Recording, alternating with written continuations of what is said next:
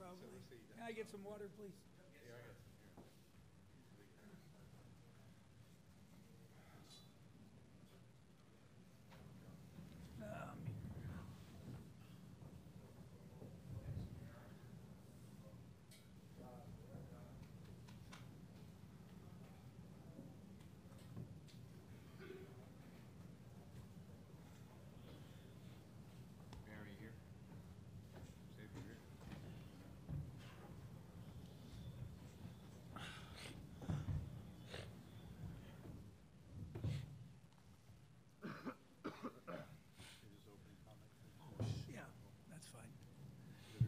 I can't say enough about our guys. I'm just so proud of them. I know it was an ugly win and probably hard to watch, but their perseverance that we've talked about, their courage, and just it's gutsy. I mean, we just kept saying we weren't scoring, but we just said kept guarding. We're still winning, and I don't know if we lost the lead the whole second half, but we talked about being the best defensive team in the tournament. I guess 59 and 43 are pretty good numbers against two really high-powered offensive teams. And then down the stretch, we didn't have many big plays during the game, but down the stretch, obviously Xavier made some big plays, the tip dunk, the pull-up jumper. Cam had a little jumper. Barry made a big pull-up jumper. Matt got a layup, got several blocks down the stretch. Xavier had, some steals. The steal was probably the big thing. I think it was one, and Xavier cut the middle, got the steal, drove down, got the dunk, and got the three. And I don't know, they might only scored one basket after that. So it was, I just, again, go back to their character, their courage, and persistence. And they bought in, they care about each other. And couldn't be more proud, and we're going to the Sweet 16. Okay, questions first for Xavier and Barry. Raise your hand and please address your question to a specific student athlete. First question, second row, our right. David Smale, Topeka Capital Journal. Barry, have you ever been in that hard of a fought game? I've been in some tough games, some tough fought games where maybe we didn't come out the second half and execute like we did. But I think with our guys, the experience of having those losses, those tough losses, prepared us for this moment right here, and we were able to buckle down, stay poised, and make the big plays in the end. The stats show that the defense was key, but there were probably half a dozen times, maybe more, where they came down with a chance to take the lead, and they never did. You guys really shut them down in critical moments. Talk about that. We had a great scouting report knowing what they did, and I think all the coaches collaborated on it. But I think CeeLo took the head on it. We all bought in, and we all watched our matchups and watched pretty much everyone because we knew we were going to be switching a lot this game. And, down the stretch, we buckled down and got some stops. They had multiple opportunities to, like you said, take the lead, and we were able to fly around. Even when things broke down and they got into the lane, we flew around, contested every shot, boxed out and got the rebound. Third row aisle. Tim Fitzgerald, GoPowerCat.com. The steal and dunk, did that kind of feel like the breakthrough moment when you guys shook it loose and finally felt like you were getting control of it? Definitely, got the steal and dunk like you said, and it just gave us a lot of energy and that boost to show us that we could win this game, and we pulled through and got the win. To our right, standing up. Barry, Pete Thamel from Yahoo Sports. I'm just wondering if you could talk about if you could just go through the challenge that Lyles presented, and you have to feel pretty happy with how you contained him defensively today. Like I said, we all watched our matchups, and I knew that was going to be my matchup for most of the game, and I watched him. As soon as I found out we were going to play him, I started watching him at like 1 a.m., just seeing what he did and seeing where he liked to pick his spots and how the team gets him open. He's a good player. He has a plethora of moves and ways to score, ways to get to the basket, and ways to get his shot off. It wasn't just me. Like I said, we did a lot of switching. My teammates contained him as well. We had each other's back when he got into the lane and didn't let him really get going all game. Front row. Yeah, Matt Hall, K-StateOnline. X, if you can believe this, a lot of us have never had a tip dunk in this crowd. Can you walk us through kind of the process of how you know that's going to come off and finishing that process off Barry's miss? I'm always crashing the glass and off his end. Somebody didn't box me out, so I saw the shot go up, just did the play, the rest of it. left, third row. Roger Rubin from the Fieldhouse for Barry. Barry, this is, you know, two games in 3 days, and you have shut down a couple of the most dynamic scorers that you're going to find in the tournament. Can you describe the feeling of satisfaction that you have when you do something like this? You know, is it a point of pride? I mean, I take a lot of pride in my defense personally, and I think my coaches know that, and they trust me, and my teammates trust me to guard the best player, the best guard on each team every game, night in, night out. And I mean, I guess they see the work I put in, and the watching the film on them and stuff like that, and plus the scouting report we're gonna have every time to let me know some of the other stuff that they do. And I mean, just credit my coaches and my teammates for having my back and trusting me to guard the best player. How do you feel when you get that result? I mean, when I get it, I mean, I'm happy. I mean, I think I held him to 4-15. I think that's pretty good. I mean, like I said, my teammates had my back. It wasn't just me. It was really all of us containing him and stopping him when he got into the lane. He had some big shots down the stretch, but for the most part, we contained him enough to not let him score in bunches. Back of the room in front of me. For both players, Vahe Gregorian, Kansas City Star, can you just describe the feeling of knowing you've gotten this far and going to the Sweet 16, and also how did Coach Weber's hair get to be like it is? X. It's just a real feeling, you know. I'm still taking it all in right now, just to be in the Sweet 16. It's been a long time since we've been there. First time under Coach Weber here, so it's just a great feeling. Barry. I mean, hats off to Coach, man. Hats off to our whole coaching staff and all the players, all the hard work we put in.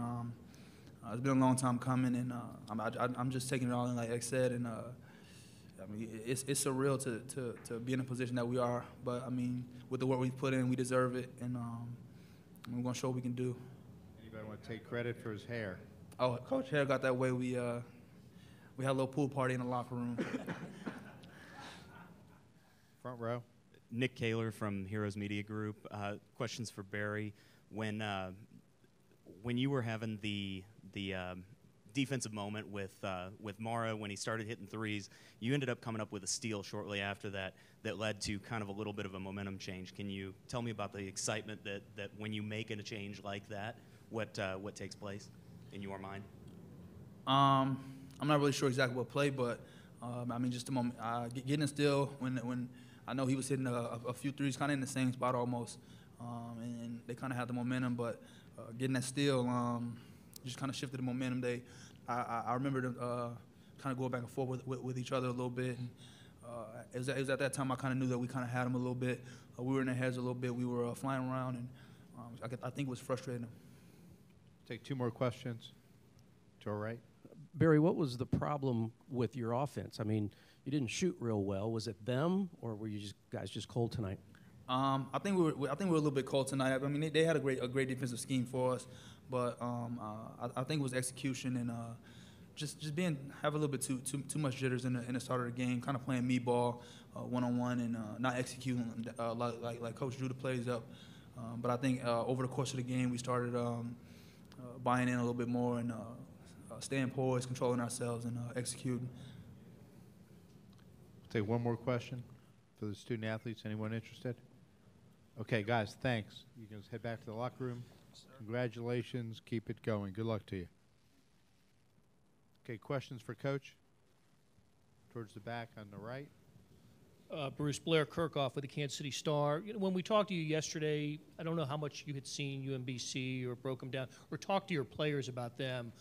What did you have to say to them kind of to make sure they knew they were playing an opponent that was dangerous and could get after them a little bit, and one they hadn't heard of maybe before tonight? I think if it didn't get their attention that they beat Virginia by 20, the number one team in the ACC and the conference, that they won the conference and the tournament that had the most teams in the tournament. It had to catch their attention. And I told you guys yesterday, I called them back about midnight, and we had a little meeting, and I just said, guys, one, I joked, I told you Virginia wasn't very good, and then two, I said, this other team is really good.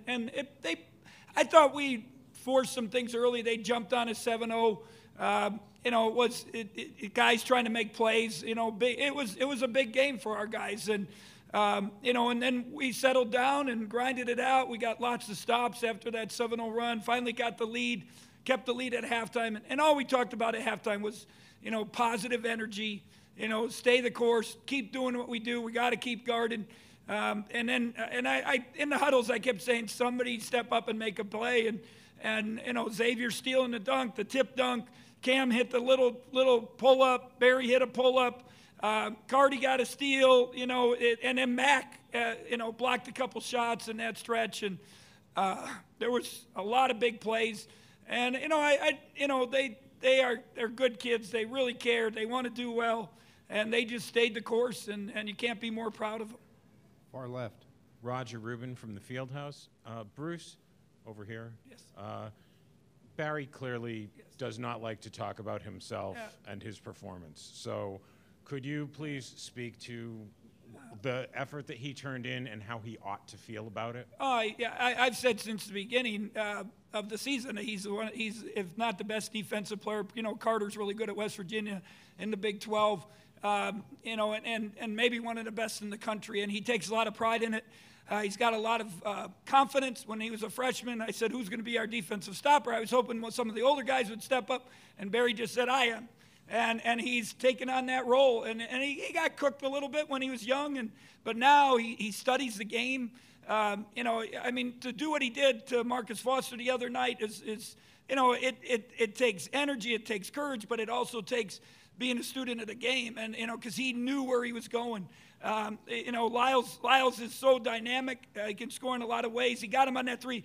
The other part with Barry, he was so tired.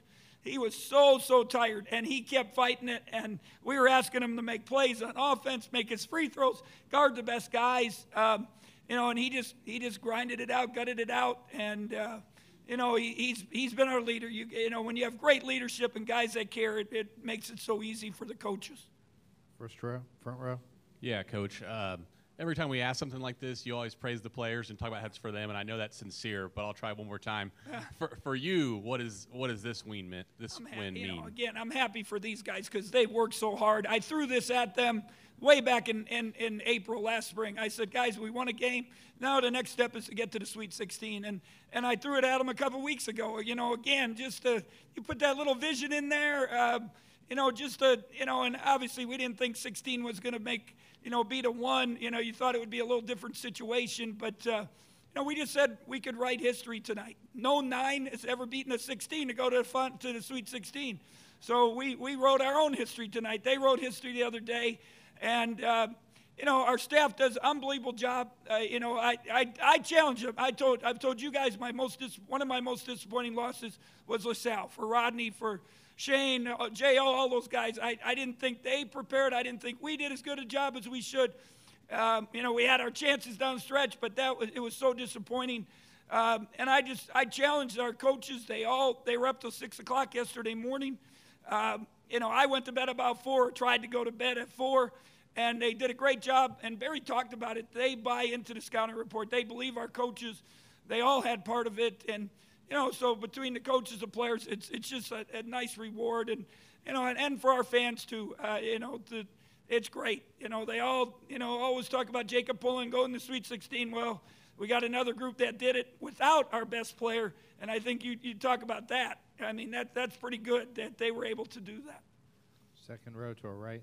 Coach, was there any point in the second half when you felt the pressure was getting to your guys? Because this was a team that just wouldn't go away. Yeah. Did you feel like they were feeling a little bit of the pressure of the world against them? I think the big thing we tried to do is stay in the huddle, stay confident and poised. No matter how dumb we played or how bad we played, I just kept saying, we're fine, guys. We're still winning. Keep guarding, and somebody step up and make some plays. And we did down the stretch. And, we didn't execute a whole bunch. And the thing, you guys, you got to realize, in less than a week, we had to change schemes that we've run for 5 months. And Xavier, sometimes he'll look at me, I'll call something. He goes, Coach, I don't know. So in the middle of the play, I'll have to yell something else. And, even today, we stayed at shoot-around about an hour and a half. And because David kept saying, Coach, I got to know the out-of-bounds plays. I got to know this. And, you know, so that it, and even the other guys, not only Xavier, but now you put Cam, Cardi, and Barry together, they haven't run all the stuff, you know. So sometimes we looked a little ugly, but they found a way to win. Front row. Coach Chris Kroger, WFNZ here in Charlotte. You talked about the unpredictability of a 16 beating a 1. Obviously, that's never happened before this weekend. This will be the first regional ever where there's no top 4 seeds in Atlanta next weekend. So Is that where we're going? yes. So from that standpoint, I haven't looked at it. I'm being honest. okay. So from that standpoint, what is it about this tournament that just lends to this sort of unpredictability? Well, we told the guys before, you know, look at today alone, Michigan State, North Carolina at home, basically at home, losing today. You know, it just shows the balance in the tournament, the vulnerability of every team. You got to come to play. You got to stay away from injuries. Obviously, Virginia gets an injury. We get an injury. Purdue has an injury. So many injuries down the stretch here. But, you know, it's what makes March Madness special. And it kills the coaches, you know, because it's so hard. And you think you have a great team. Matchups are important, you know, making the plays, having the right mojo at the right time. And you know, again, why does everyone watch it? Why does everyone come? It's March Madness, and you never know what's going to happen. Coach, thank you. Thank you.